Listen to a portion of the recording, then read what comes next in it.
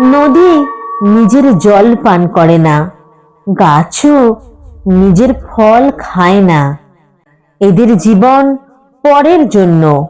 এই রূপে যুগে যুগে মহাত্মারা জন্ম নেন এবং পরের মঙ্গলের জন্য জীবন ধারণ করেন।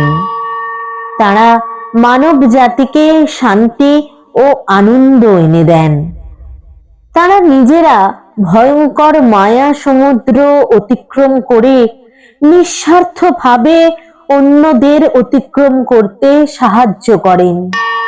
কোনো মহাত্মা কখন এবং কোথায় জন্ম নিলেন বা কতদিন জীবিত থাকলেন তাতে কিছু এসে যায় না। তার জীবন ও বাণী সব যুগের সব মানুষের প্রেরণার উৎস স্বরূপ।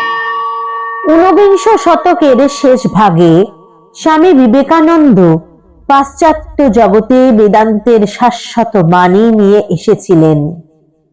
তার গুরু শ্রী রামকৃষ্ণ তাকে বেদান্তের মহান উপদেশগুলি মানব জাতির সমক্ষে উপস্থিত করার ভার দিয়েছিলেন, যথা সত্যের একত্ব, মানুষের অন্তর্নিহিত দেবত্ব এবং সমস্ত ধর্মের সমন্বয়।